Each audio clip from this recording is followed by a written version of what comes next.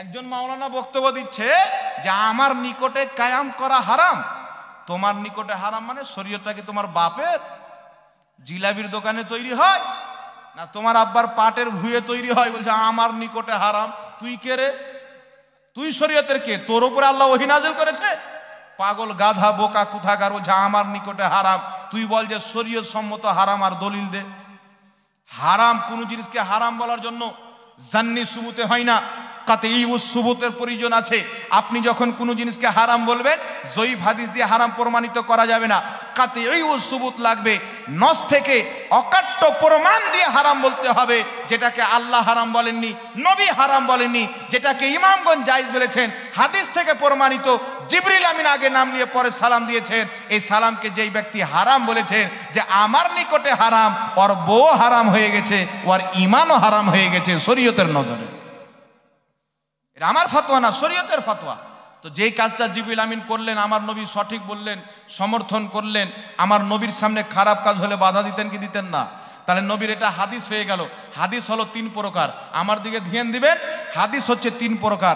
একটি হচ্ছে হাদিসে কওলি, একটি হচ্ছে হাদিসে ফেইলি, একটি হচ্ছে হাদিসে তাকরিরি। হাদিসে কওলি বলে যেই কথাটি আমার নবী জবান দিয়ে বলেছেন সেটি হলো হাদিসে কওলি। হাদিসে ফেইলি বলে যেটি আমার নবী কর্ম করেছেন ওটাকে বলা হয় হাদিসে ফেইলি। আর হাদিসে তাকরিরি বলা হয় আমার নবীর সামনে কোনো সাহাবী কোনো কর্ম করলেন, আমার নবী সেটিকে নাজায়েজ বা হারাম বললেন না, সমর্থন করলেন, এটাকে বলা হয় হাদিসে তাকরিরি। জোরে বলেন সুবহানাল্লাহ।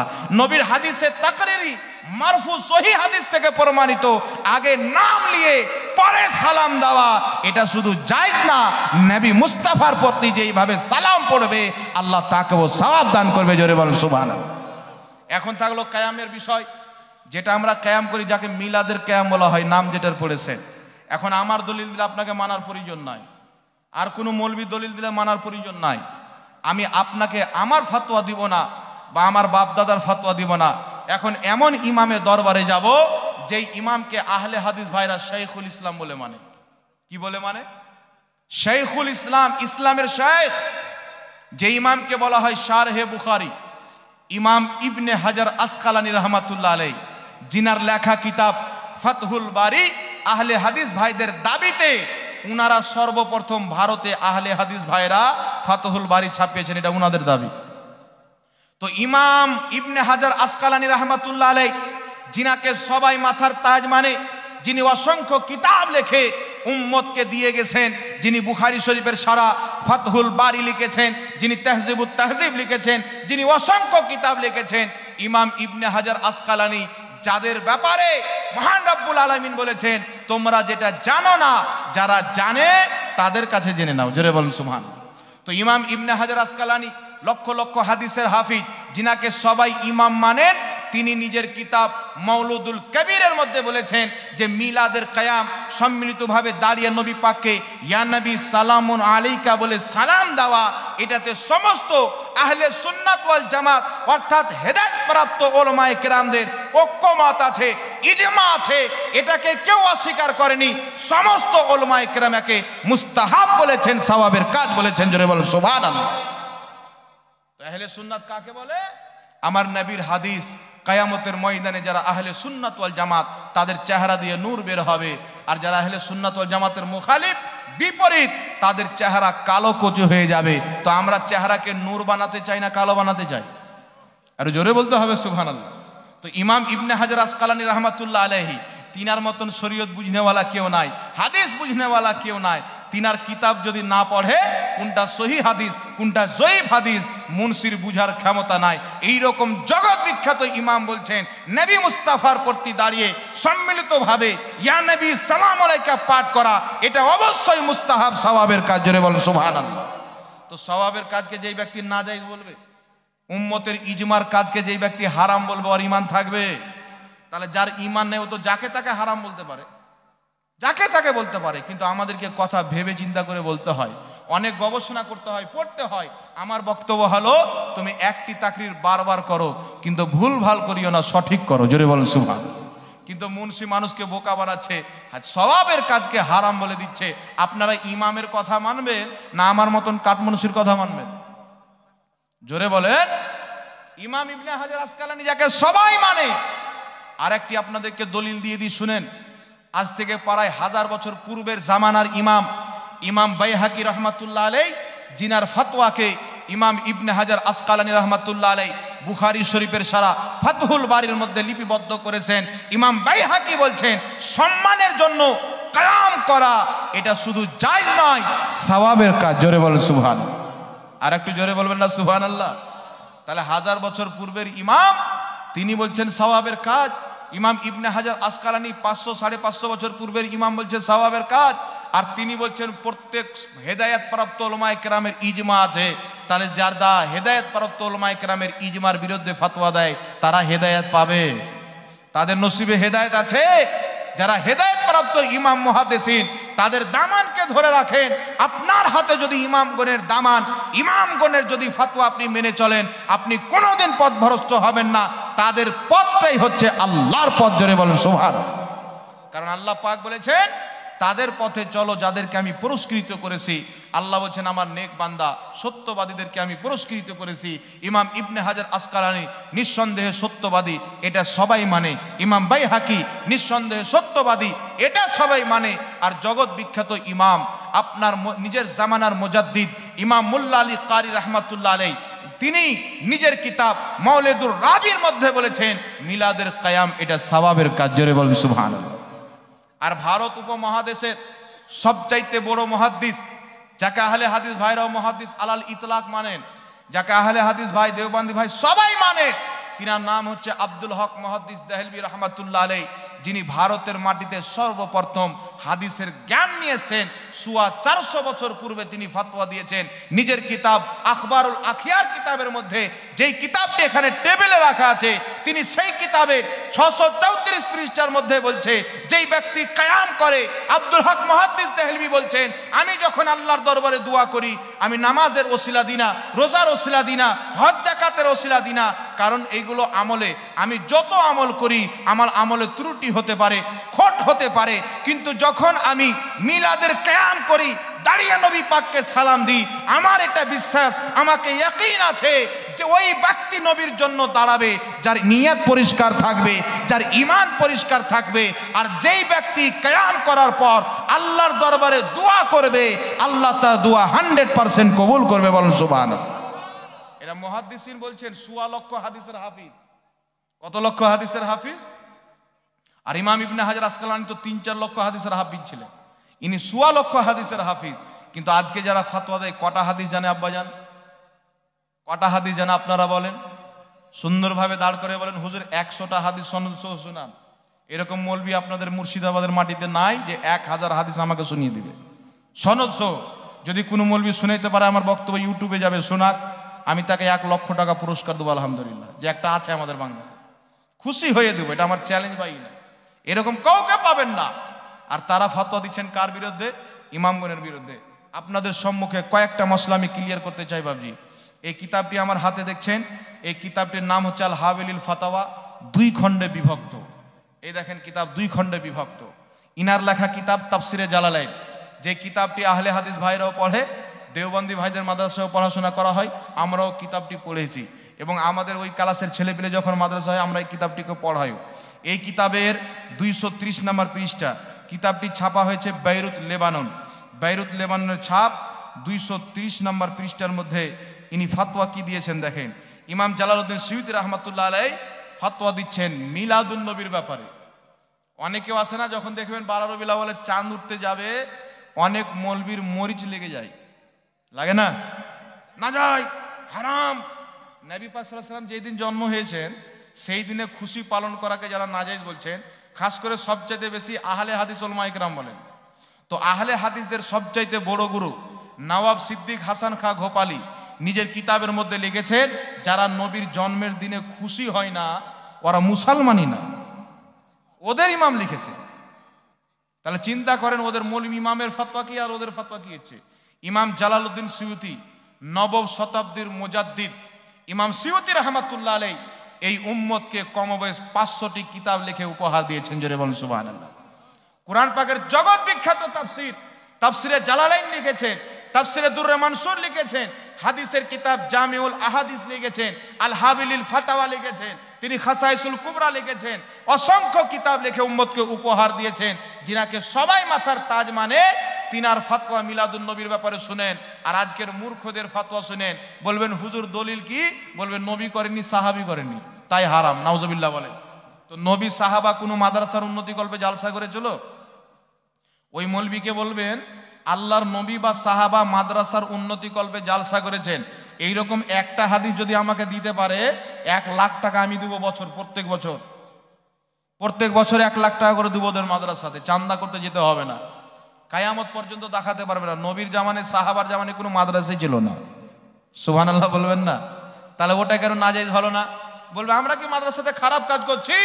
কুরআন হাদিস তো প্রচার করছি। তাহলে মিলাদুন নবীতে খারাপ কাজ কি হয়? একটু ধ্যান দিয়ে শুনবেন। মিলাদুন নবীতে খাবারের ব্যবস্থা করা হয়। আমার নবী বলছেন, বুখারী শরীফ প্রথম খণ্ড প্রথম অধ্যায় কিতাবুল ঈমান হাদিস নাম্বার 12, নবী পাককে জিজ্ঞাসা করা হলো আইয়ুল ইসলামে খয়রান, ইসলামের উত্তম আমল কি?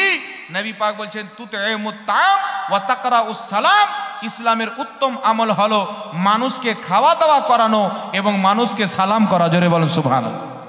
তাহলে কি বুঝতে পারলেন? মানুষকে খাওয়া দাওয়া করা আমার নবী বলছেন উত্তম কাজ। তো আমার নবীর নিকটে যেটা উত্তম কাজ, ওই কাজটা করলে গুনাহ হবে না নেকি হবে? তাহলে 12 রবিউল আউয়াল উত্তম কাজ করলো, তো এ নাজেজ বলে কি বলে না? কিন্তু ইমামের ফতোয়া দেখেন, ইনি কি ফতোয়া দিচ্ছেন, ইস্তাহিব্বু লানা আইজান ইজহারুস শুকরে বিমাউলিদিহি বিল ইজমা ওয়া ইতআমুত তাআম। ইমাম জালালউদ্দিন সুয়ুতী রাহমাতুল্লাহ আলাইহি বলছেন, নবী পাকের জন্ম দিবসকে কেন্দ্র করে খাওয়া দাওয়ার ব্যবস্থা করার ব্যাপারে মুসলমানদেরকে জমা করে খাওয়া দাওয়ার ব্যবস্থা করা, এটা হচ্ছে মুস্তাহাব সওয়াবের কাজ। জোরে বলেন সুবহানাল্লাহ। তো কোনো আহলে হাদিস বা দেওবন্দি মাওলানা যদি অরিজিনালি আব্বার বেটা থাকেন, তাহলে ফতোয়া লাগাও ইমাম সুয়ুতীর উপরে। শুধু একজন ইমাম দেখালাম, আলহামদুলিল্লাহ আমার কাছে 420 জন ইমামের লিস্ট আছে যেনারা মিলাদুন নবীকে সওয়াবের কাজ বলেছেন। জোরে বলেন সুবহানাল্লাহ। মিলাদুন নবীতে মিছিল বের করা হয়। মুসলিম শরীফের মধ্যে হাদিস, ফাসাইদার রিজালু ওয়ান নিসাউ ফাওকাল বুয়ুত তাফাররাকাল গিলমানু ওয়াল খুলামু ফিত তুরুক ইউনাদুনা ইয়া মুহাম্মদ ইয়া রাসূলুল্লাহ ইয়া মুহাম্মদ ইয়া রাসূলুল্লাহ। জোরে বলেন সুবহানাল্লাহ। এখন বলছো না যে ইয়া মুহাম্মদ ইয়া নবী বলা নবীর তৌহিদ, কিন্তু সাহাবা, আমার নবী মক্কা থেকে হিজরত করে মদিনা গেছিলেন, তারিখটি ছিল রবিউল আউয়াল মাসের 12 তারিখ।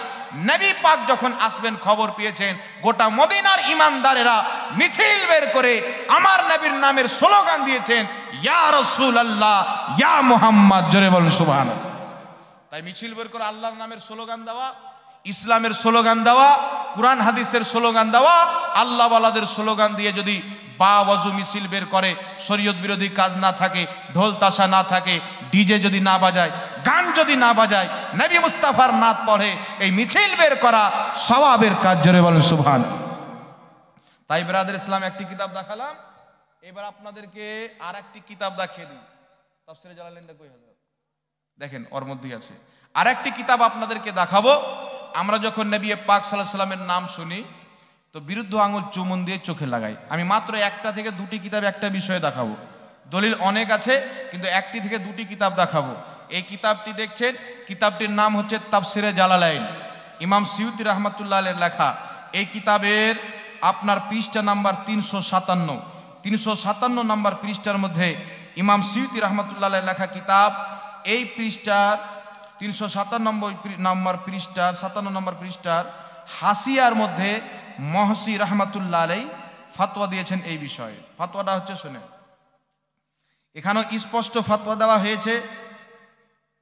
লেখা আছে যে নবী পাক সাহিবে লাউলাক সাল্লাল্লাহু আলাইহি সাল্লামের নাম চুমুন দেওয়া যাবে কি যাবে না। এখানের মধ্যে লেখা আছে আন্নাহু ইয়াস্তাহাব্বু আইয়া ক্বালা ইনদা সামাউল আউলা মিনাশ শাহাদাতি সানিয়া সাল্লাল্লাহু আলাইকা ইয়া রাসূলুল্লাহ ওয়া ইনদা সামাউ সানিয়া কুররাতু আইনি বিকা ইয়া রাসূলুল্লাহ থুম্মা ইউকাল আল্লাহুম্মা তি'নি বিস-সাম'i ওয়াল বাসার বাদা ওয়াদা'a জাফরাল ইবহামাইন আলাল আইনাইন ফাআন্নাহু সাল্লাল্লাহু আলাইহি ওয়াসাল্লাম কাইদ লাহু ইলাল জান্নাতা। এখানে বলছেন যখন নবী পাকের নাম আজানে প্রথম শুনবে, তো সেই ব্যক্তি দোয়া পাঠ করবে সাল্লাল্লাহু আলাইকা ইয়া রাসূলুল্লাহ, যদি না জানে সাল্লাল্লাহু আলাইহি সাল্লাম বলে দিবে। দ্বিতীয়বার যখন শুনবে কুররাতু আইনি বিকা ইয়া রাসূলুল্লাহ পাঠ করবে। যদি না জানে সাল্লাল্লাহু আলাইহি সাল্লাম পাঠ করে নিবে। ওয়া জাফার আল ইবহামাইন, তারপরে নিজের দুইটি বিরুদ্ধ আঙুলকে চুমুন দিবে। আলাল আইনাইহি, এবং নিজের দুই চোখে বুলাবে। এই কাজটি করা হচ্ছে মুস্তাহাব কাজ, সওয়াবের কাজ। যদি করে তো ফলাফল কি হবে? কাইদ লাহু ইলাল জান্নাতা ফা আন্নাহু সাল্লাল্লাহু আলাইহি ওয়াসাল্লাম কাইদ লাহু ইলাল জান্নাতা। তো নবী পাক তার লিডার হয়ে, কাইদ হয়ে তাকে জান্নাতে প্রবেশ করা। জোরে বলবেন না সুবহানাল্লাহ। এই ইমামদের থেকে যারা ফিরে গেছে তাদের কাছে ইসলাম আছে, তারা নিজের বানানো ইসলাম বলছে। আর যেই মৌলবি ফতোয়া দেয় ওদের শেখদের শুনে ফতোয়া দেয়, পড়ে ফতোয়া দেন। আমার চ্যালেঞ্জ থাকবে, একটি কিতাব দেখালাম, ফতোয়ার স্বামীটা দিবেন। এই কিতাবটিকে সবাই মানে। আর একটি কিতাব আপনাদের সম্মুখে আমি দেখাচ্ছি, এই দেখেন কিতাব। কিতাবটির নাম হচ্ছে ফতোয়ায়ে শামী। কি নাম? ইমাম ইবনে আবেদিন শামী রাহমাতুল্লাহ আলাইহি এই কিতাবটি লিখেছেন। এই কিতাবের পৃষ্ঠা নাম্বার 84 নাম্বার পৃষ্ঠার মধ্যে লিখতেছেন কি দেখেন, নবীর নাম সাল্লাল্লাহু আলাইহি সাল্লামের নামকে, হ্যাঁ, এই কিতাবের মধ্যে লিখতেছেন নবী পাক সাহিবে লাউলাক সাল্লাল্লাহু আলাইহি সাল্লামের নাম শুনে বিরুদ্ধ আঙুল চুমুন দেওয়া যাবে কি যাবে না। একটি দলিল পেলেন। আরেকটি দলিল দেখেন, এই কিতাবের মধ্যে লিখছেন যে কিতাবটি দেওবন্দ থেকে ছাপা হয়েছে, দেওবন্দি ভাইরা কিতাবটিকে ছেপেছে। এই কিতাবের মধ্যে লেখা আছে ইয়াস্তাহাব্বু আইয়া ক্বালা ইনদা সিমাউল উলা মিনাশ শাহাদাতি সাল্লাল্লাহু আলাইকা ইয়া রাসূলুল্লাহ ওয়া ইনদা সানিয়া মিনহা কুররাতু আইনি বিকা ইয়া রাসূলুল্লাহ সুম্মা ইয়াকুলু আল্লাহুম্মা তি'নি বিস-সাম'i ওয়াল বাসার বাদা ওয়াদা'a জাফারাই ইবহামাইন আলাল আইনাইন ফা আন্নাহু সাল্লাল্লাহু আলাইহি ওয়াসাল্লাম ইয়াকুনা কাইদান লাহু ইলাল জান্নাতা। একই কথা বলা হয়েছে, নবীর নাম যখন শুনবে সাল্লাল্লাহু আলাইকা ইয়া রাসূলুল্লাহ বলে নিজের বিরুদ্ধ আঙুল চুমুন দিয়ে চোখে লাগাবে। এই কাজটি করা মুস্তাহাব, সওয়াব পাবে। তার ফল হচ্ছে নবী পাক তার লিডার হয়ে জান্নাতে প্রবেশ করাবে। বলেন সুবহানাল্লাহ। তাহলে এই ইমামদেরকে এরা বিদাতি বলে কি বলে না? ইনাদেরকে নাজেজকারী, হারামকারী বলে কি বলে না? কিন্তু ইমাম ইনার বই যদি না পড়ে তো ও ফতোয়াই দিতে পারবে না। এই বইটা যে পড়েনি ও মুফতি হতে পারে না। যে যতই নিজেকে মুফতি বলুক, এই ফতোয়ায়ে শামী যেই পড়েনি সে নিজেকে কোনোদিন মুফতি বলতে পারে না। এই কিতাব প্রত্যেক জায়গাতে পাবে। তাই বেরাদর ইসলাম, আমি তো দলিল দিয়ে দিলাম। ইমাম জালালউদ্দিন সুয়ুতি, ইমাম জাওজি বলেছেন নবীর মিলাদ পালন করা যায়, নবীর জন্মদিন পালন করা যায়। ইমাম ইবনে হাজার আসকালানী রাহমাতুল্লাহ আলাইহি বলেন যে কুরআন হাদিস থেকে নবীর মিলাদ পালন করার দলিল আমি পেয়েছি। জোরে বলেন সুবহানাল্লাহ। ইমাম শারহে বুখারী ইমাম কাস্তালানী রাহমাতুল্লাহ আলাইহি সারা মাওয়াহিবুল লাদুনিয়ার মধ্যে লিখছেন, যারা নবীর জন্মের দিনকে ঈদ হিসাবে মানে, খুশি হিসাবে মানে, আল্লাহ তাদের উপরে রহমত করবে, বরকত করবে। জোরে বলেন সুবহানাল্লাহ। একাধিক ইমাম বলেছেন, কোন ইমাম একে নাজায়েজ বা হারাম বলেনি। আজকে যে কাঠমনশিরা বলছে তারা না ইমামের মাযহাবকে মানে, না ইমামদের দেওয়া দিনকে মানে, তারা 1450 বছর পর এসে একটা নতুন দিন চালু করেছে যে যত পূর্বের ইসলাম ছিল সবকে মিটিয়ে আমরা একটি নতুন ইসলাম প্রতিষ্ঠিত করব। আর ওই ইসলামটি হচ্ছে ইহুদিদের দেওয়া ইসলাম, আমেরিকার দেওয়া ইসলাম। অরিজিনাল আমার মোবাইলে ভিডিও আছে, আপনি দেখতে পারেন। আমেরিকা কিভাবে ফান্ডিং করে বড় বড় মাদ্রাসা, বড় বড় মসজিদ। এটা বাপের দেওয়া টাকা না, কোথায় থেকে টাকা আসে আমাদের জন্ম কুণ্ডলী পর্যন্ত জানা আছে। তাই বিরাদের ইসলাম ওই ইসলামটা সঠিক, যেটা যুগ যুগ থেকে রাসূলুল্লাহর জামানা থেকে চলে আসছে। আজকে যারা নতুন ইসলাম বানিয়েছে ওকে নিয়ে কি করবেন আপনি? ইমাম হালবি রাহমাতুল্লাহ আলাইহি সিরাতে হালবিয়ার মধ্যে লিখেছেন, যখন 12ই রবিউল আউয়ালের চাঁদ উঠবে, আরববাসীদের নিয়ম হলো 12ই রবিউল আউয়ালের যখন চাঁদ দেখবে বাড়ি বাড়িতে ঝান্ডা লাগাবে, মসজিদে ঝান্ডা লাগাবে, মাদ্রাসাতে ঝান্ডা লাগাবে। আর পুরো আরববাসী পুরো 12 রবিউল আউয়াল মাসকে তারা ঈদ হিসাবে পালন করবে। এবং 12ই রবিউল আউয়ালে মিছিল বের করে যেই ঘরে নবী পাক জন্মগ্রহণ করেছেন সেই ঘরের কাছে গিয়ে তারা নবীর প্রতি সালাত ও সালাম পাঠ করবে। বড় বড় ইমামরা বক্তব্য দিয়ে সুন্দর খাওয়া দাওয়ার ব্যবস্থা করে, দুআয়ে খায়ের করে নবীর মিলাদ তারা পালন করতো। জোরে বলেন সুবহানাল্লাহ। কিন্তু যখন থেকে নজদি হুকুমত এসেছে, খেলাফতে উসমানিয়াকে যখন শেষ করা হয়েছে, যখন আমেরিকা ইসরায়েলদের চাটুকার হুকুমত এসছে, মিলাদুন নবীকে বলছে ঈদ বলা যাবে না। কিন্তু ওই যারা যেই দিন তারা কবজা করেছে সেই দিনটাকে তারা ঈদ বলে। বলেন নাউজুবিল্লাহ। সেই দিনকে ঈদ বলে। আর সেখানে কি করে, রিয়াজ বলে সৌদি আরবের রাজধানীতে সালমান খান বলে আমাদের ভারতের একটা হিরো আছে, তাকে নিয়ে গিয়ে, হিরোইন আছে শিল্পা শেট্টি, তাকে নিয়ে গিয়ে, আমার মোবাইলে পেপার আছে, ভিডিও পেয়ে যাবেন, আপনার মক্কা মদিনার মতন পবিত্র জমিনে রিয়াজের মাটিতে তাদেরকে নিয়ে গিয়ে ড্যান্স করালো। গোটা সৌদি আরবের লোক বলছে সলমান খানকে পেয়ে আজকে আমাদের ঈদ হয়ে গেছে, বলেন নাউজুবিল্লাহ। তোমাদের ভাগ্যের ব্যাপার, আমাদের ভাগ্যের ব্যাপার। সলমান খানকে পেয়ে তোমরা খুশি হয়েছো, ঈদ মানিয়েছো, আমরা মুস্তাফাকে পেয়ে খুশি হয়েছি, জোরে বলেন সুবহানাল্লাহ। এটা ভাগ্যের ব্যাপার। তাই বিরাদর ইসলাম, আপনাদের সকলকে আমি বলতে চাই, ওই আকীদাটাই বিশ্বাস করতে হবে যে আকীদাটা পূর্বে রাসূলে পাক সাহেবে লাউলাদ দিয়ে গেছেন, যে আকীদার পর্চার ইমামগণ মুহাদ্দিসিন ফুকহায়ে কেরাম করেছেন, সেই আকীদাটাই হলো সঠিক আকীদা, জোরে বলেন সুবহানাল্লাহ। আরেকটি হাকিম আল মুস্তাদরাক দেন, আরেকটি আকীদা বুঝিয়ে দিই। আমাদের নবী সাল্লাল্লাহু আলাইহি সাল্লাম কবে নবী হয়েছেন জানেন? এখন মৌলবি নতুন আকীদা দিচ্ছে মানুষকে যে 40 বছর পর নবী হয়েছেন। নাউজুবিল্লাহ বলবেন না? আমাদের নবী যদি 40 বছর পর নবী হয়, তাহলে 40 বছর পর্যন্ত কি ছিলেন? ওই মৌলবি সাহেবের ভাইরা ছিলেন নাকি? নাউজুবিল্লাহ বলেন, আস্তাগফিরুল্লাহ রাব্বি মিন কুল্লি যামবি ওয়া আতুবু ইলাইহি। আমাদের নবী কবে নবী হয়েছেন? সাফা নাম্বার 773। এই কিতাবটির নাম হচ্ছে হাকিম আল মুস্তাদরাক আলা সহিহাইন। ইমাম হাকিম রাহমাতুল্লাহ আলাইহি লিখেছেন এই কিতাবের 773 নম্বর পৃষ্ঠার মধ্যে হাদিস নাম্বার 4209। কত নম্বর হাদিস? 4209 নম্বর হাদিসের মধ্যে আমি অনুবাদটা আপনাদেরকে বলে দিচ্ছি। আন মাইসারাতাল ফখরে, মাইসারা ফখর রাদিয়াল্লাহু তাআলা আনহু থেকে বর্ণিত, কল, তিনি বলেন, কুলতু রাসূলিল্লাহি সাল্লাল্লাহু আলাইহি সাল্লাম মাতা কুনতু নবিয়ান। তিনি বলছেন নবী পাক সাল্লাল্লাহু আলাইহি সাল্লামকে জিজ্ঞাসা করা হলো, আপনি নবী কবে হয়েছেন? মাতা কুনতু নবিয়ান, আপনি নবী কবে হয়েছেন? তো আমাদের নবী উত্তরে কি বলছেন? ওয়া আদামু বাইনার রূহি ওয়াল জাসাদ, আমি ওই সময়তে নবী ছিলাম যখন আদমের আত্মা একদিকে, দেহ আর একদিকে ছিল, জোরে বলেন সুবহানাল্লাহ। হাদিসটি সহিহ না জয়ীফ? ইমাম হাকিম রাহমাতুল্লাহ আলাইহি বলছেন হাজা হাদিসুন সহিহুল ইসনাদ, এই হাদিসের সনদ হচ্ছে সহিহ, জোরে বলেন সুবহানাল্লাহ। এবং তিরমিজির মধ্যেও সহিহ হাদিস রয়েছে। তাহলে রাসূলুল্লাহ সাল্লাল্লাহু আলাইহি সাল্লাম কি আকীদা দিয়েছেন? আমি ওই সময়তে নবী ছিলাম যখন আদম আলাইহিস সালাতু ওয়াস সালামের দেহ একদিকে, আত্মা আর একদিকে ছিল, আমি নবী হয়ে গেছিলাম। আমার নবী 40 বছর পর নিজের নবুয়তকে প্রকাশিত করেছেন, জোরে বলেন সুবহানাল্লাহ। 24 বছর পর নবী হওয়ার এলান করেছিলেন, কিন্তু মুহাম্মদ রাসূলুল্লাহ যখন ফেরেশতাদেরকে বলা হলো তোমরা আমার আদমকে সাজদা করো, রব্বুল আলামিন যখন হুকুম করলেন, ইমাম জুরকানি রাহমাতুল্লাহ আলাইহি সারা মাওয়াহিবুল্লাহ দুনিয়ার মধ্যে লিখতেছেন, ওই সময়তে নূরে মুহাম্মাদি আদমের পেশানিতে চমকিচ্ছিল। ফেরেশতারা যখন তাকালো, নূরে মুহাম্মাদিকে দেখতে পেয়ে সাজদায় পড়ে গেল। ইবলিস যখন তাকালো, নূর দেখতে পেল না, সাজদা করাকে অস্বীকার করে দিল। ইমাম জুরকানি বলছেন আদমকে সাজদা করতে বলার কারণ হচ্ছে তিনার পেশানিতে নূরে মুহাম্মাদি থাকা, জোরে বলেন সুবহানাল্লাহ। আর তখনও নবী ছিলেন। আমার নবী তখনও নবী ছিলেন যখন মা আমেনার কোলে থাকেন। আমার নবী তখনও নবী ছিলেন যখন মা আমেনার শিকামে থাকেন। আমার নবী তখনও নবী ছিলেন যখন আদমের পেশানিতে থাকেন। আমার নবী তখনও নবী ছিলেন যখন নূহ আলাইহিস সালামের কাশতি জুতি নামক পাহাড়ে লাগে। নূহ আলাইহিস সালামের পেশানিতে নূরে মুস্তাফা ছিল, জোরে বলেন সুবহানাল্লাহ।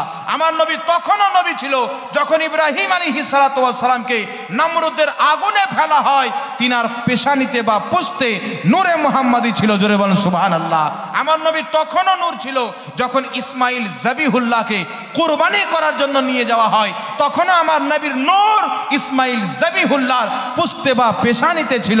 তাই আমার আপনার নবী বলছেন আমি পাক পুষ থেকে এসেছি। প্রত্যেক পাক ব্যক্তির আদমের পুষ থেকে নিয়ে শীষের পুষ থেকে নিয়ে নুহের পুষ থেকে নিয়ে আপনার ইব্রাহিমের পুষ, যুগ যুগ থেকে পরিবর্তন হতে হতে আমি মা আমেনার শিকামে চলে এসেছি, জোরে বলেন সুবহানাল্লাহ।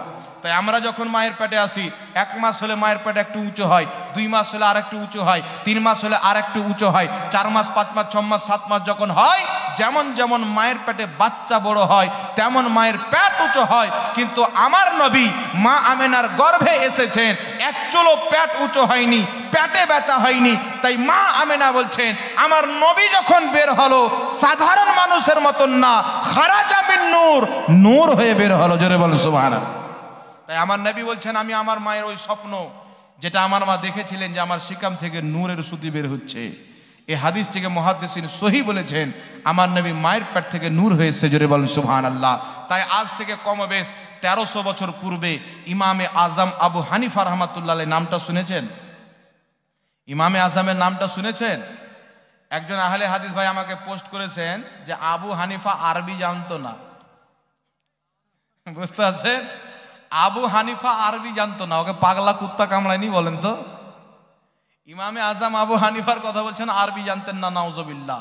এত আরবি জানতেন যে উনার একটি কিতাব উনি লিখেছিলেন, কিতাবটির নাম, কিতাব অনেক লিখেছেন, উনার একটি লেখা কিতাব আছে আপনার ফিকহে আকবর, সেই কিতাবের সারা অনেক করা হয়ে গেছে, একটি তিনি সমুদ্র দিয়ে গেছেন, অতি থেকে হাজারো হাজার ডাল ফ্যাংড়ি নদী হয়েছে, জোরে বলেন সুবহানাল্লাহ। এত ভারী আরবি তিনি জানতেন। এগুলো জেহালাত। ইমামে আজম আবু হানিফা 1300 বছর পূর্বে কমবেশ নিজের কিতাব কাসিদাতুন নোমানের মধ্যে লিখেছেন 7 নম্বর বা 6 নম্বর পৃষ্ঠার মধ্যে যে আমাদের নবীর নূরের তৈরি চন্দ্র সূর্যকে আল্লাহ সৃষ্টি করেছেন নবীর নূর থেকে, জোরে বলেন সুবহানাল্লাহ। আজ থেকে কমবেশ 950 বছর পূর্বে সৈয়দনা শেখ আব্দুল কাদের জিলানী গৌসে আজম রাদিয়াল্লাহু তাআলা আনহু, যিনি লক্ষ লক্ষ হাদিসের হাফিজ ছিলেন, কুরআন পাকের জগৎ বিখ্যাত মুফাসসির ছিলেন, যিনি ইমামুল আউলিয়া ইমামুল উলামা ছিলেন, জগৎ বিখ্যাত আলিম শেখ আব্দুল কাদের জিলানী নিজের কিতাব সিররুল আসরার ওয়া মাজহারুল আনওয়ার, ওই কোনার কিতাবটা দেন, ওয়া মাজহারুল আনওয়ার, এই দেখেন কিতাব, এই কিতাবটি হচ্ছে গৌস পাকের লেখা, এই কিতাবটি হচ্ছে বেইরুত লেবাননের ছাপ। এই কিতাবের 7 নম্বর পৃষ্ঠার মধ্যে আব্দুল কাদের জিলানী রাহমাতুল্লাহ আলাইহি লিখছেন ইন্না আউওয়ালু মা খালাকাল্লাহুল কলম ওয়া আউওয়ালু মা খালাকাল্লাহুল আকল ওয়া আউওয়ালু মা খালাকাল্লাহু নূরি। গৌস পাক বলছেন নিশ্চয় আল্লাহ সর্বপ্রথম কলম তৈরি করেছেন, সর্বপ্রথম আকল তৈরি করেছেন, সর্বপ্রথম নবীর নূর তৈরি করেছেন। আব্দুল কাদের জিলানী বলছেন এই সমস্ত জিনিসের হাকিকত হলো ওয়া হুয়া হাকিকাতুল মুহাম্মাদিয়া, এই সমস্ত জিনিসের আসল হলো নূরে মুহাম্মাদি, নূরে মুহাম্মাদি থেকে আকল কলম তৈরি করা হয়েছে, জোরে বলেন সুবহানাল্লাহ। তাহলে পূর্বের আকীদা কি ছিল বুঝতে পারছেন? পূর্বের মুসলমানের আকীদা কি ছিল? যারা নবী পাককে মাটির তৈরি বলে নূরকে অস্বীকার করে, আজ থেকে 500 বছর পূর্বে কোনো একজন ইমামের যদি ফাতোয়া দেখাইতে পারে যে অমুক ইমাম বলেছেন নবী মাটির তৈরি, কিয়ামত পর্যন্ত তার গোলামি করব, কেউ দেখাতে পারবে না। এরকম কোনো আকীদাই ছিল না পূর্বে। 1000 বছর যদি বলেন কেউ দেখাতে পারবে না, কারণ 500 বছর পূর্বের জগৎ বিখ্যাত ইমাম, 500 বছর, যে ইমামের নাম ইমাম ইবনে হাজার আসকালানী রাহমাতুল্লাহ আলাইহি, মিশকাতের সারা মিরকাত কোথায় আছে দেখেন, এই দেখেন কিতাব। এই কিতাবটির লেখক হচ্ছে ইমাম মুল্লা আলী কারি রাহমাতুল্লাহ আলাইহি। এই কিতাবটি ছাপা হয়েছে জাকারিয়া বুকডপু দেওবান থেকে ছাপা হয়েছে। এই কিতাবের আপনার পৃষ্ঠা নাম্বার 241 মধ্যে ইমাম ইবনে হাজার আসকালানির ফতোয়া উল্লেখ করা হয়েছে। জগৎ বিখ্যাত ইমাম ইমাম ইবনে হাজার আসকালানী রাহমাতুল্লাহ আলাইহি তিনি ফতোয়া দিয়েছেন যে প্রথম সৃষ্টির ব্যাপারে অনেক হাদিস এসেছেন, কিন্তু সবচাইতে গ্রহণযোগ্য সহিহ মত হলো যে সর্বপ্রথম আল্লাহ নূরে মুহাম্মাদি তৈরি করেছেন, কারণ নবীর হাদিস আউয়ালু মা খালাকাল্লাহু নূরি, আল্লাহ সর্বপ্রথম আমার নূর তৈরি করেছেন, জোরে বলেন সুবহানাল্লাহ। তো ইমাম ইবনে হাজার আসকালানী 500 বছর পূর্বের আকীদা ছিল নবীর প্রথম নূর সৃষ্টি করা হয়েছে।